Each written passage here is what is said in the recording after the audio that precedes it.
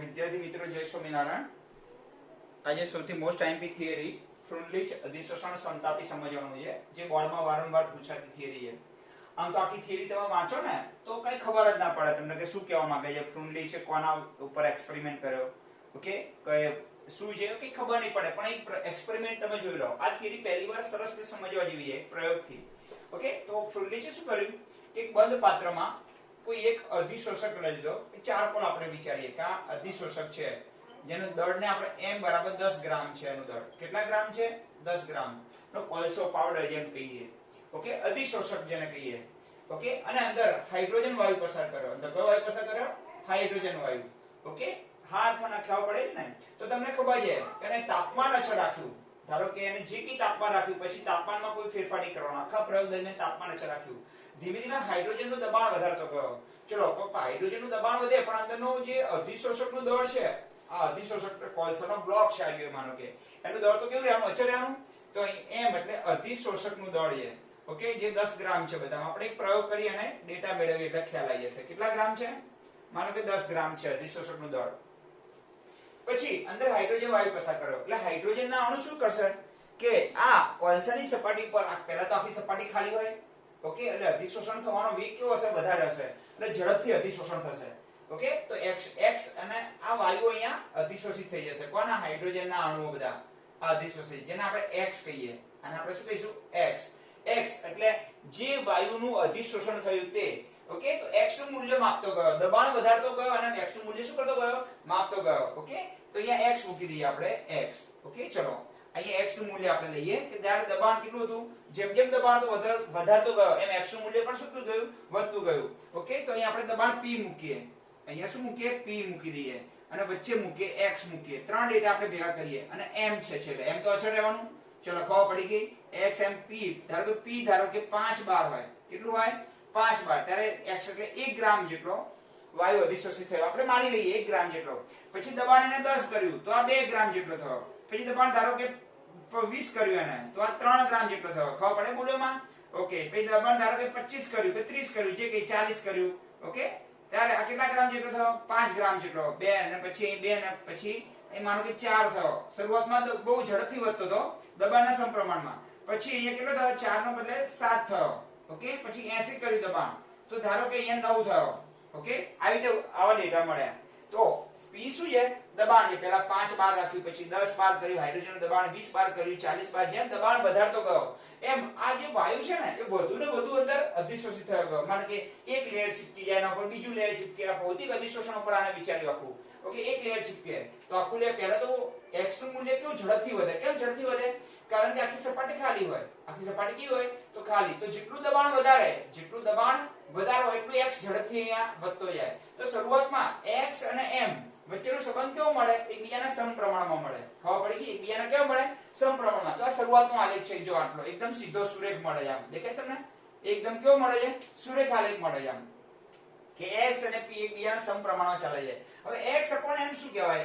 x upon m એટલે 1 ગ્રામ કોલસા વડે થયેલું અધિશોષણ. તો અહીં જો 10 ગ્રામ કોલસા વડે કેટલું થયું? 1 ગ્રામ વાયુનું અધિશોષણ થયું. x એટલે p એટલે વાયુનું દબાણ. x એટલે આ કોલસાની ઉપર અધિશોષિત એટલે ચોંટી ગયેલો વાયુ. m એટલે કોલસાનું દળ. તો દરેક વખતે દબાણ વધારો પછી કોલસાનું દળ થોડું વધવાનું છે? ના, ચારકોલનું દળ તો અચળ રહેવાનું છે. x upon m એટલે જો 10 ગ્રામમાં 1 ગ્રામ થયું તો 1 ગ્રામ કોલસો હોય તો કેટલા ગ્રામ થાય? તો 1 ભાગ્યા 10 એટલે 0.1 ગ્રામ થાય. ચલો, ખબર પડી ગઈ? પછી જુઓ તમે કે 10 ગ્રામ કોલસા વડે કેટલું થયું? 20 ગ્રામ થયું. તો 10 ગ્રામ કોલસા વડે 2 ગ્રામ થયું. તો 1 ગ્રામ કોલસા વડે કેટલું થાય? તો 2 ભાગ્યા 10 આવે. તો 2 ભાગ્યા 10 એટલે કેટલો આવે? 0.2. તો 0.1 0.2 શું છે? 1 ગ્રામ કોલસા વડે થયેલું અધિશોષણ મળે આપણને. ખબર પડી ગઈ ને આખી વસ્તુ? તો કોના વડે ભાગી નાખીએ આપણે? આને x upon m કરીએ તો આપણે 0.1 મળે, અહીંયા 0.2 મળે, પછી 0.4 મળે, પછી 0.7 મળે, પછી 0.9 મળે. આવા ડેટા એને અચળ તાપમાન, આખા પ્રયોગ દરમિયાન તાપમાન એને અચળ રાખ્યું. આવો પ્રયોગ કોને કરેલો?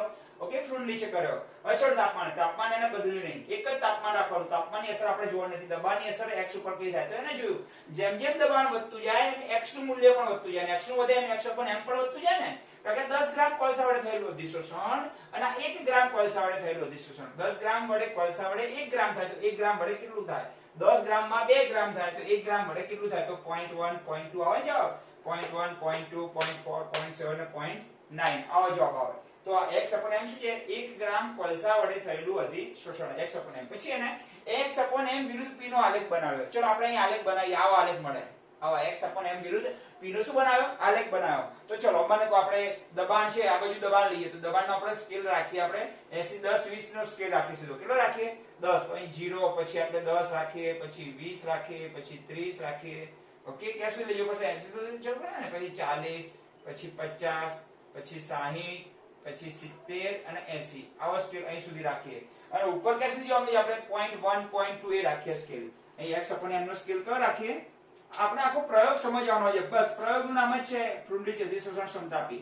ઓકે, પછી થિયરી સમજી લઈએ કેવી રીતે લખાય. અહીં રાખીએ 0.1, પછી 0.2, પછી 0.3, પછી 0.4, પછી 0.5, પછી 0.6, પછી 0.7, પછી 0.8 અને અહીંયા છેલ્લે 0.9.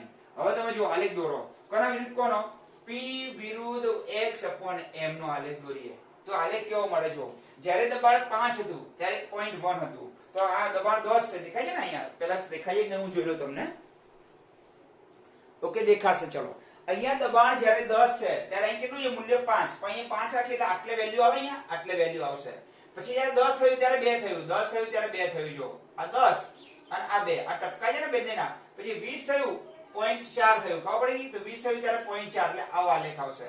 પછી 40 થયું ત્યારે 0.7, આ 40 હતું ત્યારે 0.7 મળ્યું, તો 40 એ 0.7 મળ્યું એટલે આવો આલેખ આવશે. જો ઓકે, પછી 80 એ કેટલું મળ્યું? 0.9 મળ્યું, તો 80 એ મળ્યું 0.9 એટલે આવો આલેખ આવશે. જો હવે આલેખ દોરો. આવો આલેખ મળે. જોયું તમે? પરફેક્ટ આલેખ મળે છે. આમ ખબર પડી ગઈ? હા, તો આવો આલેખ મળે એને. અને પછી એને એક સમીકરણ આપ્યું. કોના વચ્ચેનો? આવા આલેખનું એક સમીકરણ બનાવ્યું. તો આવો આલેખ મળે છે તો x m અને p વચ્ચેનો સંબંધ દર્શાવતું સમીકરણ આપ્યું. વાયુનું દબાણ, અહીં હાઇડ્રોજન વાયુનું દબાણ વધારતો જતો હતો અને x નું મૂલ્ય માપતો જતો હતો. તો દબાણ વધારતો જતો હતો, x નું મૂલ્ય માપતો જતો હતો. પછી x m મેળવ્યો, પછી x m અને p વચ્ચેનો આલેખ દોર્યો. તો આલેખ આવો વક્ર સ્વરૂપમાં મળે, પણ અચળ તાપમાને. કેવા તાપમાને? અચળ તાપમાન. તાપમાનમાં કોઈ ફેરફાર નહીં કરવાનો. તો આવો આલેખ મળ્યો એને. કોના વિરુદ્ધ કોનો? x m વિરુદ્ધ p નો આલેખ. પછી આ તો આલેખ છે, આ આલેખને સમીકરણ સ્વરૂપમાં દર્શાવવો હોય તો આ રીતે આ સમીકરણ મળે. જો આ આલેખ શું બનાવ્યું? એને સમીકરણ બનાવ્યું. તો સમીકરણ પરથી આલેખ બનાવ્યો. બંનેને એક જ કહેવાય કે ફ્લુઇડ અધિશોષણ સમતાપી કહેવાય. આને વક્ર કહેવાય, આને ફ્લુઇડ અધિશોષણ સમતાપીનું સમીકરણ કહેવાય. આ આલેખ સ્વરૂપમાં રજૂઆત કરો કે સમીકરણ સ્વરૂપમાં? તો એને સમીકરણ સ્વરૂપમાં આ રીતે રજૂઆત કરી. x m અને p વચ્ચેનો સંબંધ. કે તો અચળ છે, તો x m is equal to k p1/m. આવું સમીકરણ આપ્યું. અને આ આલેખ ઉપરથી સમીકરણ આવું બનાવ્યું. તો આવા સમીકરણને કહેવાય ફ્લુઇડ અધિશોષણ સમતાપી. પણ આ સમીકરણની કેટલીક મર્યાદાઓ હતી. કેમ? હવે ધારો કે આવો આલેખ મળે છે તો એને શું કર્યું કે ધારો કે લાઈફ ટાઈમ તમે દબાણ વધારતા જાવ તો શું થાય? તો આ હાઇડ્રોજનનો અણુ વધતો જાય ને, p નું મૂલ્ય વધતું જાય, x m નું મૂલ્ય વધતું જાય. તો આ આલેખમાં થયું શું? જો આ આલેખને ચેક કરીએ આપણે. હવે સમજવાનું ખરું આવે છે. ખબર પડી ગઈ? આ આલેખ કો કે આલેખ ઉપરથી સમીકરણોનો આલેખ બનાવો તો આવો આલેખ મળે. આ સમીકરણમાં ડેટા મૂકી અને આલેખ બનાવો તો આવો આલેખ મળે. અને આલેખ ઉપરથી સમીકરણ બનાવો તો આવું મળે. આ બંને કોને આપેલું? આલેખ અને સમીકરણ ફ્લુઇડ આપેલું. કોના વચ્ચે કોનો સંબંધ? x m એટલે 1 ગ્રામ કોલસા વડે અથવા 1 ગ્રામ અધિશોષક વડે થયેલું અધિશોષણ અને વાયુનું દબાણ, આ બંને વચ્ચેનો આલેખ અને સંબંધ. હવે આને આપણે ચેક કરીએ કે આ સાચું હતું કે ખોટું હતું. ઓકે, હવે આપણે જોઈએ. આપણે ચેક કરવા માટે અહીંયા બાજુમાં આટલું લખી આપું તમને. તો ચલો, હવે n નું મૂલ્ય ગ્રેટર ધેન 1 લેવાનું કહ્યું. હવે મને કહો નીચા દબાણે શું થયું? હવે ધ્યાન આપજો. હવે નીચા દબાણ બસ, હવે આ સૌથી અગત્યનું છે. હવે અહીં જે ચલાવું છું ને એ તમને સમજણ પડે ને તો સૌથી અગત્યનું છે. આ x છે, આ લાલ કલરના ટપકા શું છે? x, અધિશોષિત થયેલો વાયુ. હવે આ જ સમીકરણને આપણે આ સમીકરણને નીચા દબાણે ચેક કરીએ. કેવા દબાણે? નીચા દબાણે. તો કેવું મળે? ચલો, નીચા દબાણે શું હોય કે આખી સપાટી ખાલી હોય. પહેલા આખી સપાટી કેવી હોય? ખાલી હોય. આખી સપાટી ખાલી હોય તો જેટલું દબાણ તમે વધારે રાખો, જેટલું દબાણ કેવું રાખો? વધુ રાખો, એમ x નું મૂલ્ય ઝડપથી વધે. ધારો કે 1 બાર દબાણ કરતા 2 બાર દબાણ રાખો તો x નું મૂલ્ય ઝડપથી વધે, કારણ કે આખી સપાટી કેવી છે? ખાલી છે. તો જેટલું દબાણ શરૂઆતથી વધારે હોય એટલું x નું મૂલ્ય શરૂઆતમાં દબાણના સમપ્રમાણમાં ચાલે. જો જેમ દબાણ વધે સીધું સમપ્રમાણમાં આલેખ શું બતાવે છે સીધો સુરેખ આલેખ કે x પણ વધે એમ p પણ વધે અથવા x પણ m વધે એમ p વધે આ 5 નું 10 થયું તો આ 1 નું 2 થયું જો પોઈન્ટ 1 નું પોઈન્ટ થયું જો આ ડબલ બમણું થયું તો આ પણ શું થયું બમણું થયું એટલે બંને એકબીજાના સમપ્રમાણમાં ચાલે તો નીચે દબાણે આવો આલેખ મળવો જોઈએ જો x m સમચલ જે p મળવું જોઈએ હવે આવું ક્યારે મળે નીચે દબાણે આવું મળવું જોઈએ હવે આ ક્યારે મળે જો હું તમને સમજાવું આવું ક્યારે મળે x m આપણું સૂત્ર મૂકી દો તું એમનો x m is equal to k 1 p p power 1 n હવે 1 n બરાબર આપણે કેટલા લઈએ 1 n બરાબર આપણે લઈ લઈએ 1 લઈ લઈએ ઓકે 1 n બરાબર શું લઈએ 1 ક્યારે બને n બરાબર 1 લો ત્યારે n બરાબર કેટલા લઈએ 1 લઈએ તો 1 n પણ કેટલા મળે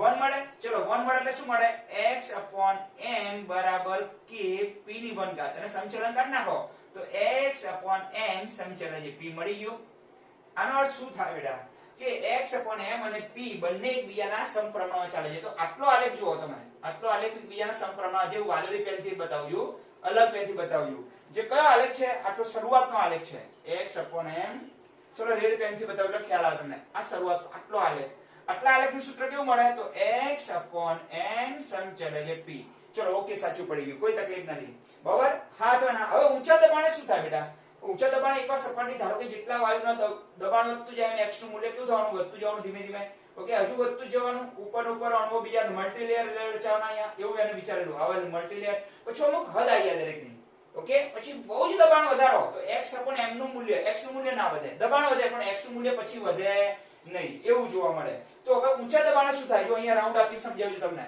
ઓકે આ જ સૌથી અગત્યનું સમજાવવા જોઈએ કે નીચા દબાણે x m p સમચે તો આટલો આલેખ કોણ આવ્યો એ આ રેડ કલરનો આટલા સુધીનો આલેખ આવ્યો ને એ કોણ x m સમચલ છે p હવે આ આલેખ આગળ જઈને અચળ થઈ જાય છે કેમ પછી ગમે તેટલું દબાણ વધારો તમે આટલો આલેખ આટલા આલેખનું સૂત્ર શું બને એ તમને સમજાવું ગમે તેટલું દબાણ વધારો પછી અમુક દબાણ પછી અમુક દબાણ સુધી x વધતો જાય પછી x કેવો થઈ જાય અચળ થઈ જાય તો અચળ થઈ જાય એટલે એને p સાથે x ને કઈ લેવા દેવા નહીં બહુ દબાણ વધારો તો એને તો શું થાય તમને ધ્યાન આપજો તો અહીંયા હું દોરું છું આટલા ભાગમાં રાઉન્ડ આપીને સમજાવવાનો પ્રયત્ન કરું છું ધ્યાન આપજો તો ઊંચા દબાણે શું થાય ધ્યાન આપજો તો ઊંચા દબાણે ઓકે શું થાય તો x m બરાબર k p 1 n અને 1 n બરાબર 0 લેવું પડે આપણે ચલો તો x m બરાબર k p ની 0 ઘાત તો 1 n 0 લેવું પડે 1 n 0 ક્યારે મળે જ્યારે n ઇન્ફિનિટી લઈ ત્યારે કારણ કે 1 ભાગ્યા ઇન્ફિનિટી એટલે શું જવાબ આવે 0 આવે કે નહીં બેટા જો આટલું બોક્સ સૌથી અગત્યનું છે સમજવા જેવું ઓકે તો આપણને અહીંયા તો p ની 0 ઘાત એટલે કેટલા થઈ જાય 1 થઈ જાય તો x m બરાબર k જો p સાથે કઈ લેવા દેવા આવ્યું ના તો ઊંચા દબાણે x m તો આનું સૂત્ર કયું બને કાળા ભાગનું સૂત્ર x m k થઈ જાય અચળ થઈ જાય કેમ કારણ કે x ને p સાથે કઈ લેવા દેવા જ નથી ઊંચા દબાણે હજુ ખબર ના પડે તો સમજાવું જો આ એક સૂત્ર કોનું હતું આ સૂત્ર હતું લેન્ગમ્યુરે આપ્યું આ સૂત્રને આપણે કેવા દબાણે ચેક કરીએ નીચે દબાણે ચલો નીચે દબાણે ચેક કરવા જઈએ તો અહીંયા 1 n બરાબર કેટલા લેવા જોઈએ 1 હવે 1 n ક્યારે 1 મળે જ્યારે n બરાબર 1 તો 1 ભાગ્યા 1 તો n બરાબર 1 લઈએ તો 1 n ચલો આ રીતે લખીએ n બરાબર કેટલા લઈએ n બરાબર 1 લઈએ તો 1 n પણ કેટલા મળે 1 મળે આટલી ખબર પડી ગઈ ચલો 1 તો અહીંયા k તો અચળ છે તો x m p તો કેવા દબાણે નીચા દબાણે જેટલો p અને x એકબીજાના કેવા ચાલે સમચલનમાં ચાલે ખબર પડી ગઈ જેમ તો આટલો આલેખ જો સુરેખ મળે છે તો આપણો કયા સૂત્રનો આલેખ થયો x m સમચલ છે p પછી એકવાર આખી સપાટી ભરાઈ ગઈ સંતૃપ્તતા પ્રાપ્ત થઈ ગઈ પછી ગમે તેટલું દબાણ વધારો તો x નું મૂલ્ય વધવાનું નથી તો x નું મૂલ્ય દબાણ સાથે કઈ લેવા દેવા ના રહે ક્યારે બહુ ઊંચા દબાણે તો ઊંચા દબાણે શું થાય 1 n બરાબર 0 લેવા જોઈએ 1 n ક્યારે 0 મળે n ઇન્ફિનિટી હોય ત્યારે n બરાબર ઇન્ફિનિટી લઈએ આપણે n કેટલા લઈએ n બરાબર ઇન્ફિનિટી લઈએ તો 1 n બરાબર શું મળે 0 મળે અને 0 નો કોઈનો પાવર 0 લઈ લઈએ એટલે કેટલા થઈ જાય 1 થઈ જાય તો જો x m k મળી ગયું ક્યારે આવું મળે ઊંચા દબાણે તો ઊંચા દબાણે હવે તો મધ્યમ દબાણ માટે સૂત્ર શું બને તો મધ્યમ દબાણ માટે સૂત્ર આ બનશે જો x m બરાબર k પછી પાવર p આપણા મધ્યમ દબાણ માટે વાદળી રંગની પેન વાપરીએ એટલે તમને મધ્યમ દબાણનું સૂત્ર ખબર પડે એ આટલો ભાગ કાઢી નાખીએ અહીંથી આપણે આ મધ્યમ દબાણનો આલેખ તો x m k p 1 n ઘાત ઓકે તો મને કહો આ સૂત્ર ક્યારે સાચું પડે છે x m અને p વચ્ચેનો સંબંધ આપણે જોવા જઈએ તો આ જે લેગ્મ્યુરે જે સૂત્ર સોરી ફ્રુન્ડલી છે નામના વૈજ્ઞાનિકે જે x m ને p વચ્ચેનો સંબંધ એ મધ્યમ દબાણ માટે સાચો પડાય છે. ઓકે, નીચા દબાણે અને ઊંચા દબાણે આ સૂત્રમાં થોડું વિચલન જોવા મળે છે. કારણ કે નીચા દબાણે શું થાય x m સમછેદે જે p મળે. આ તો શું કહ્યું x m kp power 1 n આવું સૂત્ર આપ્યું. આ સૂત્ર કયા દબાણ માટે સાચું છે? તો મધ્યમ દબાણ માટે સાચું છે. નીચા દબાણે કેવું સૂત્ર મળે? x m અને p વચ્ચેનો સંબંધ સમપ્રમાણમાં મળે. ઊંચા દબાણે સાથે p ને સાથે અને x m ને કઈ લેવા નથી. તો આ આખું જે એને સંબંધ આપ્યો, ઓકે, આ જે સંબંધ આપ્યો એને જો સમજજો ફાઇનલ. આ જે સંબંધ કોના વચ્ચે આપ્યો? x m એટલે 1 ગ્રામ કોલસા વડે થયેલું અધિશોષણ અને દબાણ p. આ જે સંબંધ વાળું સમીકરણ આપ્યું એ દબાણની બધી જ રેન્જમાં સાચું નતું પડતું, એ મધ્યમ રેન્જ માટે સાચું પડતું હતું. ઊંચા અને નીચા દબાણે આવું સમીકરણ જોવા મળતું નથી. પાછું એને n નું મૂલ્ય કેટલું લેવાનું કહ્યું? Greater than 1. અહીં આપણે n કેટલા લેવા પડે છે? 1. અને અહીં n કેટલા લેવા પડે છે? ઇન્ફિનિટી લેવા પડે છે. ખ્યાલ આવી ગયો? તો ઇન્ફિનિટી તો લઈ શકાય અને n ગ્રેટર ધેન એટલે ઊંચા દબાણે તો વિચલન જોવા મળે છે, નીચા દબાણે જોવા મળે. તો આ જે વાદળી રંગ, કાળા રંગનો ગ્રાફ, વાદળી રંગનો ગ્રાફ અને લાલ રંગનો ગ્રાફ, એમાંથી કયો રંગનો ગ્રાફ માટે સૂત્ર સાચું પડે છે? મધ્યમ ગ્રાફ માટે. તો દબાણની મર્યાદામાં જ આ ફ્રુન્ડલીચ અધિશોષણ ક્ષમતાપી સાચું પડે. ચલો તમને કોઈ પૂછે ફ્રુન્ડલીચ અધિશોષણ ક્ષમતાપી એટલે x m અને p વચ્ચેનો સંબંધ. ચલો એનું સમીકરણ કહો તો એને ફ્રુન્ડલીચ અધિશોષણ ક્ષમતાપી કહેવાય અને x m અને p વચ્ચેનો આલેખ કહો તો પણ એને શું કહેવાય? તો આ આલેખનું સૂત્ર આપ્યું. આવા x m અને p વચ્ચેના આલેખનું સૂત્ર આપ્યું. પણ આ સૂત્ર કેવી રેન્જમાં સાચું પડતું હતું? દબાણની અમુક મર્યાદામાં જ લાગુ સાચું પડતું હતું. નીચા દબાણે તો x m સમચલય p થઈ જાય છે અને ઊંચા દબાણે x m બરાબર અચળ થઈ જાય છે. x m ને p સાથે કઈ લેવા દેવા નથી, કારણ કે p વધે એમ x m નું મૂલ્ય વધે. ખબર પડી ગઈ ને? પણ શરૂઆતમાં વિચારવા જઈએ તો x m સમચલય p થઈ જાય કે સીધું દબાણના સમપ્રમાણમાં જોવા મળી ગયું સમચલય p. અને અહીંયા વિચારવા જઈએ તો x m બરાબર k થઈ જાય છે. ઓકે, તો દબાણની અમુક મર્યાદામાં સાચું પડી ગયું, મોટા મોટી એની મર્યાદા. બીજું એને ભૌતિક અધિશોષણ માટે બહુ વિચાર્યું કે મલ્ટી લેયર સ્તર રચાય એવું વિચાર્યું. ખબર પડી ગઈ ને? પણ અમુક સમય પછી તો એ સંતૃપ્ત પ્રાપ્ત કરે ના પડે કે આખી જિંદગી દબાણ વધારે વધતું જ ના જાય x નું મૂલ્ય. ખ્યાલ આવી ગયો? એટલે ઊંચા અને નીચા દબાણે થોડું જોવા મળે વિચલન. દબાણની મર્યાદામાં જ આ સમીકરણ વ્યવસ્થિત સાચું પડાય. બસ આટલું જ સમજવાનું છે. ચલો કોઈ પૂછે ફરીવાર કહું છું તમને, બાકી તો બધું લખાણ છે તમને. ઓકે, બાકી સમજવાનો કોન્સેપ્ટ આટલો જ છે આમાં. ખ્યાલ આવી ગયો ને? કે ભાઈ ફ્રુન્ડલીચ અધિશોષણ ક્ષમતાપી એટલે શું? તો ફ્રુન્ડલીચ નામના વૈજ્ઞાનિકે x m એટલે 1 ગ્રામ કોલસા વડે થયેલો વાયુનું જથ્થો, 1 ગ્રામ કોલસા વડે અધિશોષિત થયેલા વાયુનો જથ્થો અને દબાણ p વચ્ચેનું સમીકરણ આપ્યું અને એના ઉપરથી આ વક્ર બનાવ્યો. તો વક્ર આવો મળે છે. ઓકે, તો આ વક્ર અને આ સમીકરણ આ બંનેને કહેવાય ફ્રુન્ડલીચ અધિશોષણ ક્ષમતાપી. પણ એક્ચ્યુઅલી તપાસવા જઈએ આપણે તો આ સમીકરણ કેવા વક્ર માટે? આ વક્રમાં આખા વક્ર માટે સાચું નથી પડતું, ફક્ત મધ્યમ વક્ર માટે સાચું પડે છે. નીચે દબાણે આ સમીકરણ શું થઈ જાય? x m સમચલય p અને ઊંચા દબાણે x m સમચલય k થઈ જાય. Sorry is equal to k. અચળ ઊંચા દબાણે x ની સાથે કઈ p ને લેવા દેવા નથી, કારણ કે ઊંચા દબાણ થઈ જાય એકવાર ઢંકી ગઈ સપાટી પછી ગમે એટલું દબાણ વધારે તો કઈ લેવા દેવા નથી. શરૂઆતમાં આપણે જમવાની ક્રિયા સાથે સરખાવ ઘટનાને. તમે શરૂઆતમાં એકદમ ભૂખ્યા હોય તો જેટલું વધુ જમવાનું ઘૂંટડા ઉતારો તમે એટલું શું થાય? તમે ભૂખ સંતોષવાનો વેગ કોનો બરાબર હોય? તમે કેટલા ઘૂંટડા ઉતારો એના બરાબર ને? ઓકે, પણ એકવાર જમી લીધું કમ્પ્લીટ થઈ ગયું પછી શું થવાનું? પછી ગમે એટલું જમવાનું આપે તો એ તમારા માટે ભૂખ માટે કોઈ ફેર પડવાનો નથી, સંતૃપ્ત થઈ ગયા તમે. એના જેવું છે અહીંયા કે એકવાર સપાટી ખાલી હોય ત્યારે x નું મૂલ્ય p ના સમપ્રમાણમાં, એટલે x m કહો તો કે x કહો, બે હરખું થયું. x m p ના સમપ્રમાણમાં. ઊંચા દબાણે x m ને p સાથે કઈ લેવા દેવા નથી, અચળ થઈ જાય છે. અને મધ્યમ દબાણમાં x m k p ની પાવર 1 n થાય છે. ચલો તો આખું આ સૂત્ર કોને આપ્યું? આ સૂત્રનું નામ શું? તો સૂત્રનું નામ જ કહેવાય ફ્રુન્ડલીચ અધિશોષણ સમતાપી. ઓકે, સૂત્ર કોની વચ્ચેનું હતું? તો x m અને p વચ્ચેનું. x m શું છે? તો 1 ગ્રામ કોલસા વડે થયેલું અધિશોષણ, p એટલે વાયુનું દબાણ છે. ઓકે, k અને n અચળાંકો છે જે વાયુના સ્વભાવ પર આધાર રાખતા હોય છે. ઓકે, ખબર પડી ગઈ? પછી આ વસ્તુ લખી જો, ફ્રુન્ડલીચે કોઈ ખાસ તાપમાને, ખાસ આપણને ચોક્કસ તાપમાને ઘન અધિશોષકના એકમ દળ વડે એટલે 1 ગ્રામ વડે, ઘન અધિશોષકના 1 ગ્રામ વડે અધિશોષિત થયેલા વાયુનો જથ્થો જેને આપણે x કહીએ, 1 ગ્રામ આમ તો m/x કહેવાય. શું કહેવાય? m/x કહેવાય. અહીંયા 1 ગ્રામ કોલસા વડે એકમ દળ વડે થયેલું અધિશોષણ અને વાયુના દબાણ p વચ્ચે પ્રમાણસૂચક સંબંધ આપ્યો. આ સંબંધ નીચે પ્રમાણે છે. તો x m k p 1/n, જ્યાં m એ અધિશોષકનું દળ છે, x એ અધિશોષિત વાયુનું દળ છે, p દબાણ છે, k અને અચળાંક છે વાયુના સ્વભાવ પર આધાર રાખે છે. ઉપરના સમીકરણને વક્ર સ્વરૂપમાં રજૂ કરીએ તો આ રીતે દર્શાવાય કે વક્ર બનાવવા માટે અધિશોષકના પ્રતિ ગ્રામ અધિશોષિત વડે થયેલા વાયુના દળનો દબાણ p વિરુદ્ધ. ઓકે, દબાણ p માપ્યું, પછી x નું મૂલ્ય માપતો ગયો, x નું મૂલ્ય જેમ દબાણ p વધે એમ વધતું ગયું, પછી m તો અચળ હતું, x upon m વધતું ગયું અને p વિરુદ્ધ x upon m નો શું દોરવો પડે? આલેખ દોરવો પડે. પણ આલેખમાં આ આલેખ સાથે બિલકુલ કયા આલેખ સાથે સુટેબલ થાય છે? મધ્યમ દબાણના આલેખ સાથે સુટેબલ થાય છે. નહીંથી ઊંચા દબાણે અને નીચા દબાણે કંઈક આ સમીકરણ અને આલેખ વચ્ચે સંબંધ બહુ જોવા મળતો નથી. ખબર પડી ગઈ? મધ્યમ દબાણ માટે સાચો પડે છે. બસ બાકી તો લખાણ હવે કે અને હવે આના પછીની થિયરી એ લખવાની થશે મારે. ઓકે, કે અને n કેવી રીતે લખવો છે પહેલા સ્ક્રીનશોટ પાડી લેજો તમે. હવે હું કાઢી નાખું ને એટલું વસ્તુ તમને સમજાવવા માટે લીધું. જો આ તમારે લખવાનું નથી, બરાબર? તમે સ્ક્રીનશોટ પાડી લેજો. આ સમજવા માટે છે. જ્યાં સુધી આ પ્રયોગ આખો પ્રયોગથી થિયરી સમજવા જેવી આખી આ બહુ અગત્યની નથી થિયરી તમારા માટે. આ પણ આ તો મેં તમને નીચા દબાણ ઊંચા દબાણ સમજાવ્યું. આપણે પ્રયોગ દોરવા માટે આલેખ દોર્યો તો આપણે આવો. ઓકે, તમારે કે આવો આલેખ ડેટા વાળો દોરવાની કઈ જરૂર નથી. ડેટા વાળો આલેખ કેમ દોર્યો આપણે? તમને સમજણ રિયાલિટીમાં સમજાવવા પડે કે આવું કઈ છે એમ. ઓકે,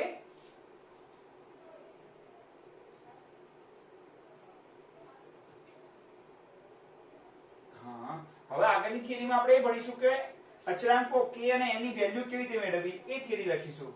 લખવી જરૂરી છે થિયરી, સમજણ પર પડી જોઈએ તો પહેલા કોના વચ્ચેનો સંબંધ હતો એ આપવાનું કે આ સંબંધ આપ્યો, એમાં પદો કયા આવે એ સમજાવ્યું, આ સમીકરણ પરથી આને શું દોર્યો? વક્ર. તો વક્ર આ પ્રમાણે મળે. ઓકે, અને પછી વક્ર ઉપરથી આપણે શું દોરવાનું છે? અહીંયા x upon m અને p વિરુદ્ધનો વક્ર દોર્યો. ઓકે, આ વક્ર મળે છે. ખ્યાલ આવી ગયો તમને? ડન. ઓકે, ચલો ક્લિયર. અને હવે આગળ આપણે એ લખીશું કે k અને n ની વેલ્યુ કેવી રીતે મેળવવી. તો સમીકરણ 1 છે ને આ આપણું, એના આપણે બંને બાજુ log લઈ લઈશું અને પછી એનો ગ્રાફ દોરીને પછી આપણે k અને n ની વેલ્યુ સુધી કાઢીશું. ઓકે,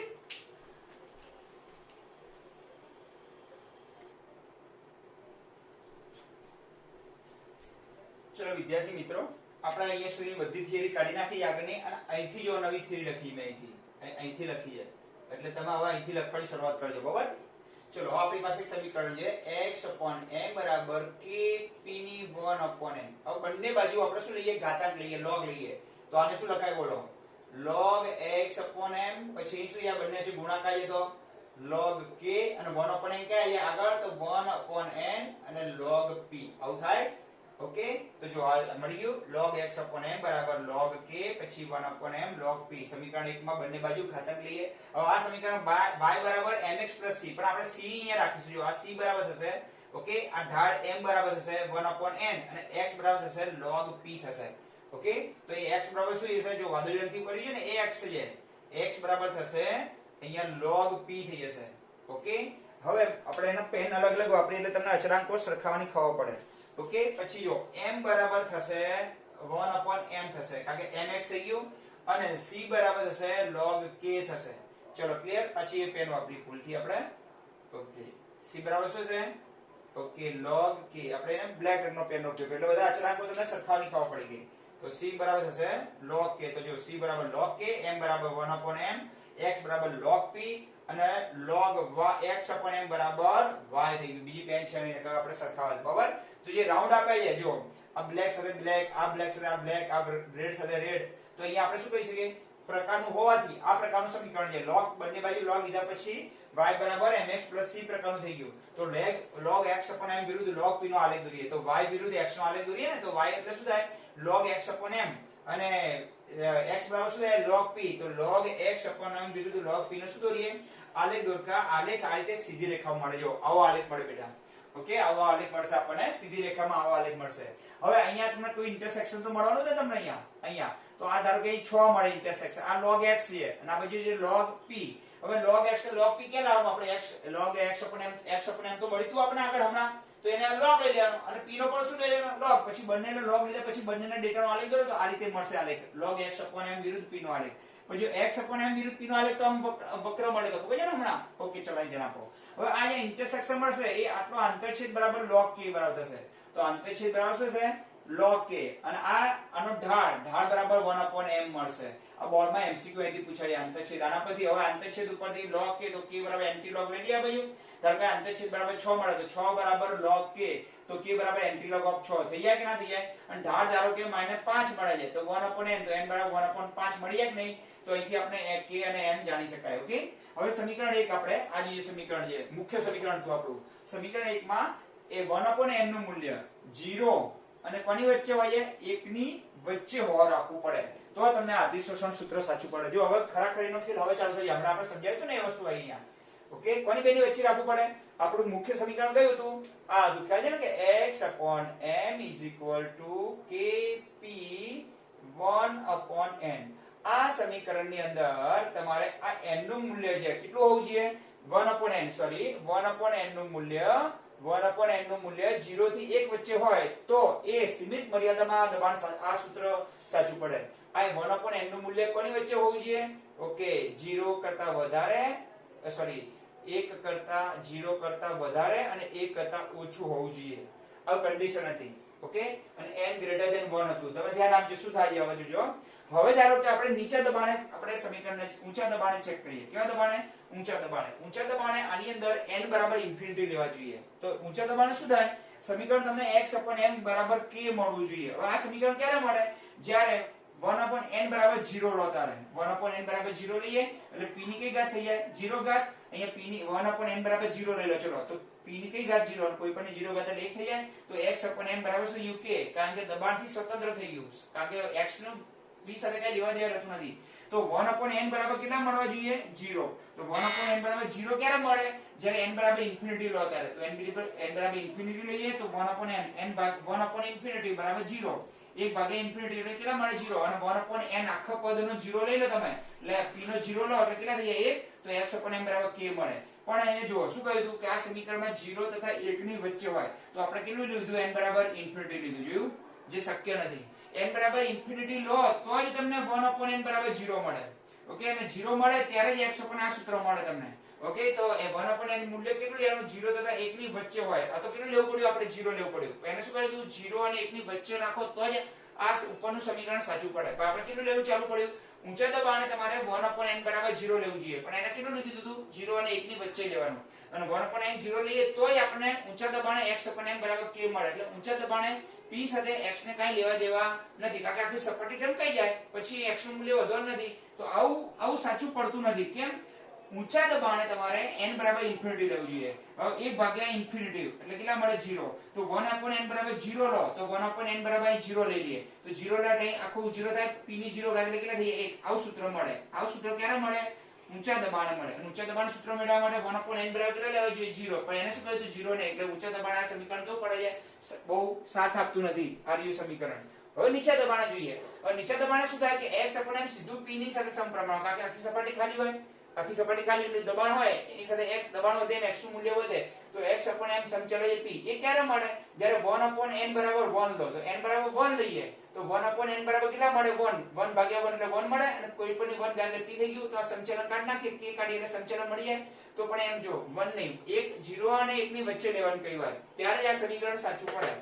ખ્યાલ આવી ગયો? તો ઊંચા અને નીચા દબાણ આ સમીકરણ બહુ સાચું પડતું નથી. એટલે દબાણની મર્યાદામાં લાગુ પડે છે અધિશોષણ. x/m અને p વચ્ચેનો જે સંબંધ આપ્યો આવ્યો એ દબાણની મર્યાદામાં લાગુ પડે. નીચે ઊંચા દબાણે આ સૂત્ર મેળવવા જોઈએ તો 1/n બરાબર કેટલા લેવા જોઈએ? અહીંયા 0 લેવા જોઈએ અને અહીંયા 1 લેવા જોઈએ. તો એને શું કહ્યું? 0 અને 1 ની વચ્ચે જ લેવાનું. પણ એ તો 0 ના લઈ શકાય અને 1 ના લઈ શકાય. તો નીચે ઊંચા દબાણે આ સમીકરણ સાચું પડતું નથી. દબાણની મર્યાદામાં જ લાગુ પડે છે. બરાબર, એ જ એની મોટા મોટી ખામી હતી. ચલો, ક્લિયર થઈ ગયું આખું વસ્તુ? બસ અહીં સુધી અહીંથી શરૂઆત કરજો. આ મોસ્ટ IMP થિયરી પછી કહેતા નહીં સર કઈને પૂછાય ને પૂછાય. બરાબર? હવે જો બધા મિત્રોને મારી નમ્ર વિનંતી કે તમારે સ્કૂલમાં જઈ અને કિશોરભાઈ ક્લાર્ક છે આપણે, બરાબર, એમને એક તમારે પાસપોર્ટ સાઈઝનો ફોટો લેવાનો. શું લેવાનો? પાસપોર્ટ સાઈઝનો ફોટો. પછી એની પાછળ પરમેનન્ટ માર્કરથી સહી કરી દેવાની. ઓકે, ચલો ખબર પડી ગઈ. પછી 10માની માર્કશીટની ઝેરોક્સ લેવાની. માર્કશીટની ઝેરોક્સ, LCD નથી કહેતો. 10માની માર્કશીટની ઝેરોક્સ લેવાની અને એની પાછળ કેટલી વિગતો લખવાની છે. કઈ વિગતો લખવાની છે એ હું તમને મોકલું છું. બરાબર, એ ખાલી ફોર્મ મોકલું છું. એ ફોર્મમાં જે વિગતો ખાલી હોય ને એ પ્રમાણે તમારે બધી વિગતો, તમારું નામ, તમારી જાતિ, કાસ્ટ જે કઈ લાગુ પડતું હોય, પછી તમારા ઉંમર, જન્મ તારીખ, પદ, આવકનો દાખલો, પપ્પાની આવક, જે કઈ અંદર માંગી જાય એ બધું જ તમારે માર્કશીટ છે 10માની માર્કશીટ, એની ઝેરોક્ષ પાછળ 1 2 3 4 નંબર લખી નાખવાનું. ઓકે, ધારો કે તમારી આ 10માની માર્કશીટ છે, એની પાછળની ભાગો પાછળ કોરો આવે ને, તો એ તમારી જે નામ હોય તો નામ, પછી જાતિ, પછી તમારો ધોરણ, વર્ગ, પછી જન્મ તારીખ, એ બધું લખી નામ. ઓકે, અને આ 10માની માર્કશીટ, ઓકે, 10માની માર્કશીટ ની પાછળ બધું લખવાનું, અને પાસપોર્ટ સાઈઝ નો ફોટો, એની પાછળ પરમેનન્ટ માર્કર થી શું કરવાની, સાઈન. અને પછી આ સહી કર્યા પછી આ બંને એટેચ કરી અને કિશોરભાઈને આપી દેજો. માહિતી મંગાવવાનું ચાલુ કરી છે 10માના 12માના ફોર્મ ભરવા માટે તમારા બોર્ડના. ઓકે, હાલ ભરવાની સૂચના નથી આવી, પણ એ લોકો માહિતી એકત્ર કરવાનું ચાલુ કરી દીધું. ગમે ત્યારે સૂચના આવે તો ભરવા થાય. હવે વિચારો કે મિત્રો બોર્ડના ફોર્મ ભરવાની પણ માહિતી તમને મળવાની ચાલુ થઈ ગઈ. ગમે ત્યારે 2 મહિના વહેલી બોડી પણ એક્ઝામ રહેશે, તો આવી સારી સારી થિયરીઓ છે તમે તૈયાર કરી રાખો તમે, બરાબર, તો તમને બહુ મોટો બેનિફિટ થશે. નહીતર આવા કોરોના કાળમાં જે લાભ મળવાનો જ આવે ને, જે આપણે પેપર સહેલા નીકળવાનો, કે તમને સારા એવા ઓપ્શન મળવાનો પ્રશ્નોમાં, એ લાભ તમે લેવાનું ચૂકી જશો, બરાબર, અને બહુ મોટું નુકસાન જશે તમને. અમે તો કઈ નહીં કરીએ, અમે ભણાઈ દઈશું તમને સારી રીતે, બરાબર, સમજણ પાડીશું. તમારે 2-3 વાર વિડીયો તમારે પ્રમાણિકતાથી જોવા જોઈએ વિડીયો, બરાબર. એવું નથી કે તમને કોઈ કે તમે ભણવા બેસો, બરાબર, તો તમે સાયન્સના સ્ટુડન્ટ જ કેવી રીતે કહેવાઓ તમને કોઈ કે તમે ભણવા બેસો અને ચીટિંગ કરો તમારી ભણવાની સાથે, તો તમે સાયન્સના સ્ટુડન્ટને લાયક જ ના કહેવાય મિત્રો. હું ચોખ્ખા શબ્દોમાં કહું છું, સાયન્સનો સ્ટુડન્ટ એને કહેવાય આજે ચાલી ગયું, તરત ને તરત એ વસ્તુને તૈયાર કરી નાખે, લખી નાખે. હું તમને એક આદત પાડું. પહેલા તમારે શું કરવાનું, સ્ક્રીનશોટ પાડી દેવાના કોઈ પણ થિયરીના, એ થિયરી આખી લખી નાખવાની. જો લખી નાખી અને પછી ફરીવાર વિડિયો જોતું જવાનું, અને તમારી જે થિયરી લખી છે ને એની સાથે આપણી થિયરીને જોતું જવાનું. એટલે લખાણ તમારી સામે, આખું લખાણ તમારી સામે રહેશે, બરાબર. એટલે થિયરી આવી રીતે 2 વાર જુઓ, 3 વાર જુઓ, ત્યારે ખબર પડે તમને. ખ્યાલ આવી ગયો? એ કોઈ પહેલી વારમાં ખબર ના પડે બધી. એટલે મહેરબાની કરી થોડી મહેનત કરો, બરાબર. દરરોજનું કામ દરરોજ કરો. એવું નથી જરૂર કે તમે અમને હોમવર્ક કરતા તો મોકલાવું જોઈએ તમારા બધાએ લખીને.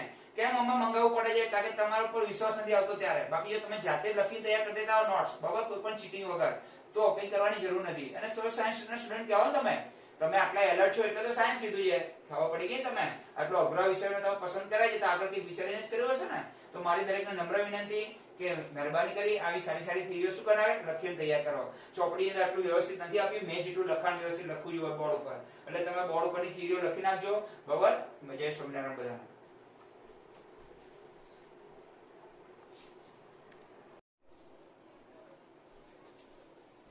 હા વિદ્યાર્થી મિત્રો, જય સ્વામિનારાયણ. આપણે આગળની થિયરીમાં અધિશોષણ ભણ્યા. આજે અધિશોષણના અનુપ્રયોગ એટલે એપ્લિકેશન, ઉપયોગો ભણવાના છે. પણ આ થિયરી ની અંદર ખાસ ધ્યાન રાખજો કે આ થિયરી આખી તમારે બુકમાં પેજ નંબર 129 પરથી લખવાની છે. આખી થિયરી 8 અને પછી આના પછી 9મું એક આવે ઓપ્શન, એવું સમજાવું તમને. કેમ કે ચોપડીમાં બેઠી થિયરી આપી છે, કયા પેજ પર, એમાં ખાલી 8 નંબરનો જે ઓપ્શન છે ને, સાંભળજો, આખી થિયરી ચોપડીમાંથી જ લખવાની છે, પણ 8 નંબરનું ઓપ્શન મેં લખ્યું નહીં લખવાનું છે. કારણ કે અંદર જે લખ્યું એમાં ખબર નહીં પડે તમને શું કહેવા માંગે છે. બાકી 9 ઓપ્શન છે ટોટલ, 8 ને 1 9 પણ છે, ક્રોમેટોગ્રાફીમાં પણ એનો ઉપયોગ થાય છે. તો એ બધા 9 અંદરથી લખવાના, ખાલી 8 નંબરનો બોર્ડમાંથી લખી નાખવાનું તમારે. બાકી આખી થિયરી ક્યાંથી લખવાની, એપ્લિકેશનની ત્યાંથી લખવાની. ઓકે, તો અનુપ્રયોગ એટલે ઉપયોગો સમજાવો અધિશોષણનો. તો પહેલો ઉપયોગ ક્યાં થાય છે, ઉચ્ચ શૂન્યાવકાશ પ્રાપ્ત કરવા માટે. માનો કે આપણે આ બંધ પાત્રની અંદર શૂન્યાવકાશ ઉત્પન્ન કરવું હોય તો શું કરીએ આપણે? ઓકે, એક સમજાવતો જો બહુ સિમ્પલ છે. તો એમાં આપણે પંપ વડે હવાને બહાર ખેંચી લઈશું, તો અંદર શું થાય, શૂન્યાવકાશ ઉત્પન્ન થઈ જાય, પછી ઉપરથી બંધ કરી દઈશું આપણે. ઓકે, છતાં પણ કેટલાક વાયુ રહી ગયા હોય ક્યારેક, તો શું કરવાનું, અંદર ચારકોલનો ભૂકો નાખી દો, સક્રિયકૃત ચારકોલ. તો શું કરશે, રહી ગયેલા વાયુનું પોતાની સપાટી પર શું કરી નાખશે, અધિશોષણ કરી નાખશે. આથી જે શૂન્યાવકાશ હશે એના કરતા પણ વધારે શૂન્યાવકાશ પેદા થશે. ખ્યાલ આવી ગયો? તો ઉચ્ચ શૂન્યાવકાશ પ્રાપ્ત કરવા માટે પંપ વડે અંદરથી હવા બહાર કાઢ્યા પછી અંદર ચારકોલ વડે પછી પાછું અંદર રહી ગયેલા વાયુનું અધિશોષણ કરી નાખીએ તો આપણે બહુ ઊંચું શૂન્યાવકાશ પ્રાપ્ત થાય. પછી ગેસ માસ્કમાં આપણે સક્રિયકૃત ચારકોલ, અત્યારે આપણે ગેસ માસ્કની અંદર ઝેરી વાયુથી બચવા માટે આપણે એનો ઉપયોગ કરીએ. કેમ, આપણે કોઈ ઝેરી વાયુ ક્લોરીન વાળા વાતાવરણમાં જઈએ તો આપણે માસ્ક પહેરેલો હોય, એમાં સક્રિયકૃત ચારકોલ ભરેલો હોય. ઓકે, હવે સક્રિયકૃત ચારકોલ શું કરે, ક્લોરીન વાયુને પોતાની સપાટી પર ખેંચી લે, એટલે આપણા શરીરમાં શ્વાસોશ્વાસમાં વાયુ જાય ને, એનાથી ઝેરી અસરથી બચી શકાય.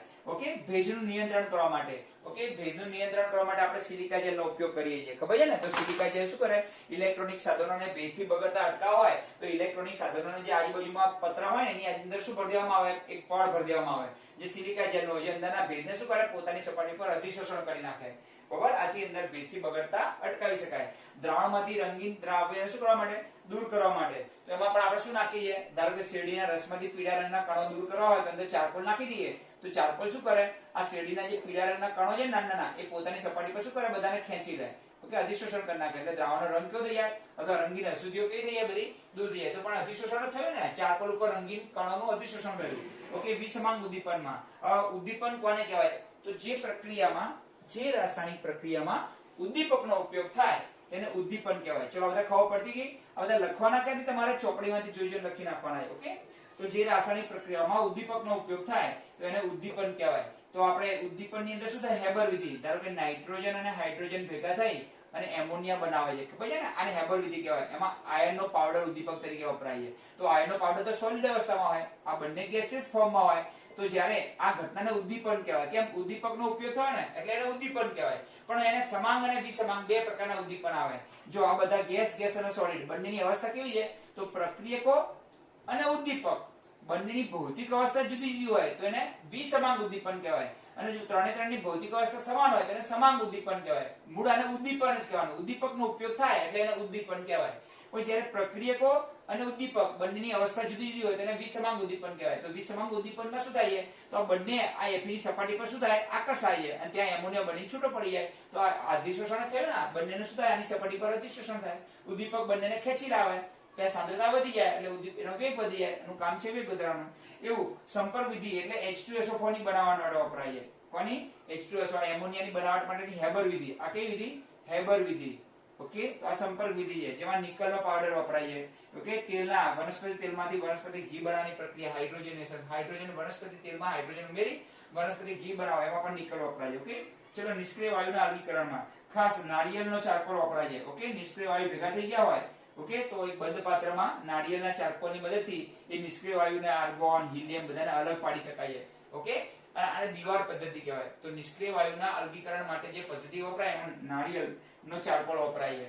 ઓકે, આપણે નાળિયેરના છોતરા હોય ને એને સળગાઈ નાખીને એનો બારીક ભૂકો કરો તો નાળિયેર ચારકોલ બની જાય. એની મદદથી આપણે આર્ગોન, હિલિયમ, નિયોન આ બધાને અલગ પાડી શકીએ છીએ, પણ અધિશોષણ કરીને.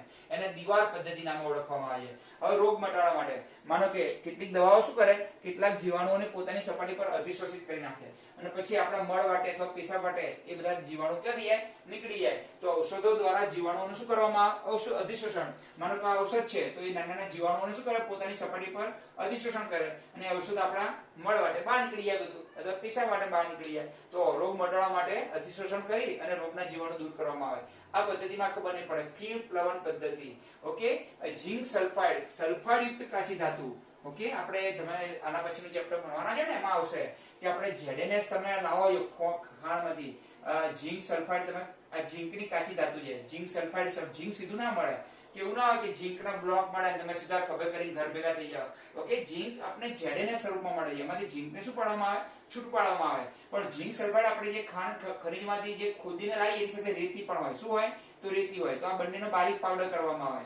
એ બારીક પાવડરમાં આગળ કોના કણો છે, માનો કે ZNS ના કણો છે અને આજુબાજુમાં બધી રેતી ચોટી હોય. શું ચોટી હોય છે, રેતી. પછી આમાં તેલ અને પાણી નાખવામાં આવે. પાણી પ્લસ તેલ અને પ્લસ ફીણ ઉત્પન્ન કરે તેવો પદાર્થ નાખવામાં આવે અને અંદર હવા પસાર કરો. એટલે અહીંયા હવા પસાર કરવાથી અંદર ફીણ ઉત્પન્ન થાય. ફીણની સાથે આ ZNS ના કણો છે ને એ ઉપર આવી જાય અને રેતી ક્યાં જતી રહે, નીચે બેસી જાય. કેમ ઉપર આવે તમને કીધું, કારણ કે આ ZNS ના કણો છે ને તેલનું આ ચલો મોટા કણો છે કોના છે, આ ZNS ના છે અને એની આજુબાજુમાં શું ચોટેલી છે, રેતી. હવે આપણે શું નાખ્યું, અંદર પાણી અને તેલ નાખ્યું. તો આ રેતીના કણો કોનાથી ભીંજાય છે, પાણીથી, અને અહીંથી છૂટા પડી ગયા. આ બધા ZNS ના કણો છે.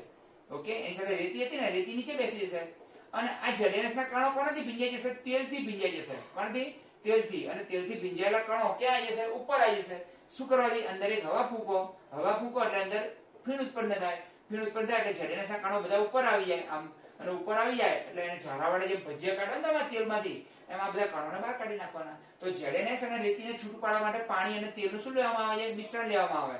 ઓકે, પાણીથી કોણ ભીંજી જાય, રેતી નીચે બેસી જાય. અને ZNS કોનાથી ભીંજી જાય, તેલથી ભીંજી જાય. તો તેલનું શું થયું, ત્યાં અધિશોષણ થયું ને, તેલનું શું કર્યું, અધિશોષણ. અને તેલથી ભીંજાયેલા કણો આપોઆપ ક્યાં આવી જાય, ઉપર આવી જાય. ઉપર પછી અલગ કરો તો આને ફીણ પ્લવન પદ્ધતિ કહેવાય. રેતી, માટી, રેતી, કચરો ઝીંક સલ્ફાઇડ માંથી શું કરવા માટે, દૂર કરવા માટે. અને એનું સંકેન્દ્રીકરણ કર્યું કહેવાય. માટી, રેતી દૂર થઈ જાય અને ZNS નું પ્રમાણ વધી જાય એને કહેવાય સંકેન્દ્રીકરણ. પછી ZNS માંથી ઝીંક બનાવવામાં આવે. ઓકે, તો અહીં લખી જો સલ્ફાઇડ કાચી ધાતુને સિલિકા એટલે રેતીથી અલગ કરી તેનું સંકેન્દ્રીકરણ કરો, એટલે રેતીને અલગ કરી અને ZnS નું પ્રમાણ ઝિંક સલ્ફાઇડના કણોનું પ્રમાણ વધારવું એને સંકેન્દ્રીકરણ કરી કહેવાય. ઓકે, તેમાં પાઇન ઓઇલ તથા પાણી અને ફીણ ઉત્પન્ન કરતો પદાર્થોનો વપરાય છે અને અહીંયા શું થાય છે? અધિશોષણ બને છે. ZnS ના કણો તેલનું અધિશોષણ કરે, પાણી એ કોણથી ભીંજી જાય? રેતી પાણીથી ભીંજી જાય અને ZnS ના કણો કેવા પડી જાય? રેતીથી છૂટા પડી જાય અને ઉપર આવી જાય, ઉપર આવી જાય એટલે એને અલગ કરી દેવાના. અધિશોષણ સૂચકો બસ આ તમારે અહીંથી લખવાનું છે ખાસ. આ સ્ક્રીનશોટ પાડી અને અહીંથી લખજો. ઓકે, કારણ કે તમને અંદર ચોપડીમાં શું કહેવા માંગે છે ખબર નહીં પડે. ઓકે, એવું સમજાઈ દઉં. ઓકે, ચાલો.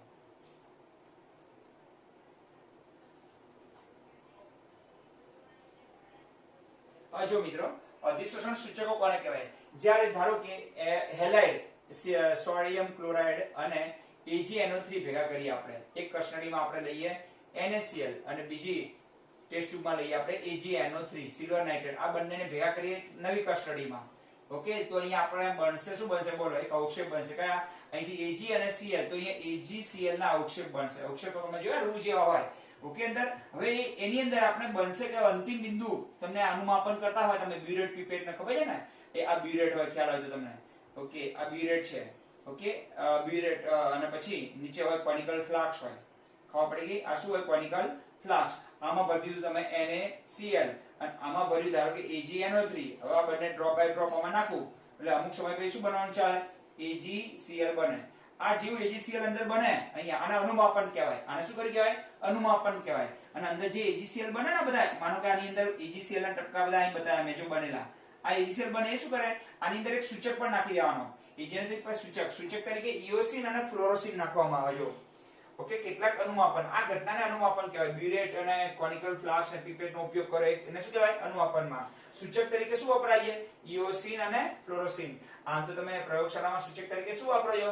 ઓકે, મિથાઇલ ઓરેન્જ વાપરો છો, ફિનોપ્થેલિન વાપરો છો, જે અંતિમ બિંદુએ રંગ પરિવર્તન બતાવે આપણે કે હવે પ્રક્રિયા કઈ જગ્યાએ પૂરી થાય. જેવી પ્રક્રિયા પૂરી થાય એટલે તરત એ રંગ બદલે એમનો. ઓકે, ખ્યાલ આવી ગયો ને? આપણે આપણી જરૂરિયાતો પૂરી થાય એટલે રંગ બદલે એવું છે. ઓકે, તો કેટલાક અનુમાપનમાં સૂચક તરીકે ઇઓસિન અને ફ્લોરોસિન વપરાય છે. ઓકે, જ્યારે આ સિલ્વર હેલાઇડ બનતો હોય કે જ્યારે કોઈ બે પદાર્થને ભેગા કરવાથી શું બનતો હોય? Silver halide. ધારો કે NaCl અને AgNO3 ભેગા કરવાથી આપણે AgCl બનતો હોય, તો સિલ્વર હેલાઇડ સિલ્વર ક્લોરાઇડ બનતો હોય. તો આ બનતો સિલ્વર ક્લોરાઇડ શું કરશે? જેવો બને એટલે તરત અંદર રહેલા સૂચક તરીકે જો આપણે શું નાખ્યું હતું અંદર? ઓકે, જો વ્યવસ્થિત આકૃતિ દોરું. આની અંદર આપણે NaCl ભર્યું. આ કોનિકલ ફ્લાસ્ક ધારો કે કોનિકલ ફ્લાસ્કમાં ઇઓસિન અથવા સૂચક નાખી દેવાનું. સૂચક તરીકે શું નાખવાનું? ઇઓસિન અથવા ફ્લોરોસિન નાખી દઈએ આપણે. અને અંદર ધારો કે શું બનશે? જ્યારે AgCl બનશે તો AgCl આ ઇઓસિન અને સૂચકને પોતાની સપાટી પર શું કરે? અધિશોષણ કરે. આથી એ રંગ જોવા મળે. ત્યાં AgCl ને શું જોવા મળે? અલગ પ્રકારનો રંગ જોવા મળે. તો આપણે ખબર પડી ગઈ હવે AgCl અંદર બની ગયું. ચલો, ખબર પડી ગઈ. તો આવા સૂચકો વપરાય છે જેને અધિશોષક સૂચકો કહેવાય. તો અધિશોષણ બની ને કે બનતો સિલ્વર હેલાઇડ ઇઓસિન અને ફ્લોરિનની સીલને પોતાની સપાટી પર શું કરે છે? અધિશોષણ. અને અંતિમ બિંદુ આપણે ખબર પડે કે હવે પ્રક્રિયા કઈ થઈ ગઈ? પૂરી થઈ ગઈ. તો અંતિમ બિંદુએ રંગ પરિવર્તન બતાવે એવા પદાર્થોને સૂચકો કહેવાય. આવા સૂચકો કોના અનુમાપનમાં વપરાય છે? જ્યારે સિલ્વર હેલાઇડ બનતો હોય ને, કોઈ બે પદાર્થને ભેગા કરવાથી શું બનતો હોય? Silver halide. તો આ સિલ્વર હેલાઇડ બનતો હોય ત્યારે સૂચક તરીકે ક્યારેક ઇઓસિન અને ફ્લોરોસિન વપરાય છે. અને આ ઇઓસિન ને ફ્લોરોસિન આ સિલ્વર હેલાઇડની બનતા સિલ્વર હેલાઇડની સપાટી પર અધિશોષણ પામે છે. ખ્યાલ આવી ગયો? અને આગળને અધિશોષક સૂચકો કહેવામાં આવે છે. તો અહીંથી MCQ પૂછાય તો કે નીચેમાંથી અધિશોષક સૂચકો તરીકે કોનો ઉપયોગ થાય છે? તો ઇઓસિન અને ફ્લોરોસિન નો ઉપયોગ થાય છે. તો 8 નંબરનું તમારે અહીંથી લખી નાખવાની સ્ક્રીનશોટ પાડીને. બાકી હવે છેલ્લે ક્રોમેટોગ્રાફી પદ્ધતિ, એમાં પણ આનો છેલ્લે 9 નંબરનું ચોપડીમાં આપી છે. તો ક્રોમેટોગ્રાફી તો આખી સિદ્ધાંત કયા સિદ્ધાંત ઉપર કામ કરે છે? અધિશોષણના સિદ્ધાંત ઉપર કામ કરે છે. એમાં શું હોય? એમાં 3 પ્રકારની અલગ અલગ ક્રોમેટોગ્રાફી. આ ક્રોમેટોગ્રાફીમાં આવું પણ બ્યુરેટ લેવામાં આવી. શું લેવામાં આવી? બ્યુરેટ લેવામાં આવે અને એમાં એક અધિશોષક ભરવામાં આવે. Al2O3 જેવો પદાર્થ ભરવામાં આવે અને ઉપરથી મિશ્રણ ઉમેરવામાં આવે. રંગોનું મિશ્રણ. શું ઉમેરવામાં આવે? રંગોનું મિશ્રણ પ્રવાહી કરીને. તો આ શું કરશે? Al2O3 આ દરેક રંગનું અધિશોષણ કરશે. ખબર પડી ગઈ? અને બધા રંગોને છૂટા પાડી દેશે. ઓકે, તો આ ઘટનાને કહેવાય ક્રોમેટોગ્રાફી કહેવાય. કોલમ ક્રોમેટોગ્રાફી કહેવાય. તો આ Al2O3 આ જુદા જુદા રંગો છે, એ જુદા જુદા રંગોનું અધિશોષણ અલગ અલગ રીતે કરશે અને ત્રણેય રંગોને કેવા પાડશે? છૂટા. એ રીતે આયનોને છૂટા પાડી શકાય, રંગોને છૂટા પાડી શકાય. પણ એ ઘટના કઈ બની કે રંગો અથવા આયનોનું આ અધિશોષક શું કરે છે, પોતાની સપાટી પર અધિશોષણ કરી છૂટા પાડાઈ જતા અને ક્રોમેટોગ્રાફી કહેવાય. તો ક્રોમેટોગ્રાફીમાં અધિશોષણ સૂચક તરીકે ફિલ્મ પ્લાન્ટ પદ્ધતિમાં રોગોને મટાડવા માટે, સૂર્યપ્રકાશ પ્રાપ્ત કરવા માટે, ઓકે, ભેજને દૂર કરવા માટે, પછી ઝેરી વાયુથી બચવા માટે આ બધા એના ઉપયોગ છે. નિષ્ક્રિય વાયુના અલગીકરણમાં દીવાર પદ્ધતિ જેને કહેવાય. તો બધા ઉપયોગો લખી નાખજો. બરાબર, પેજ નંબર 129 ઉપરથી લખજો. ખાસ 8 નંબર અહીંથી લખજો. ઓકે, બધા મિત્રોને જય સ્વામિનારાયણ.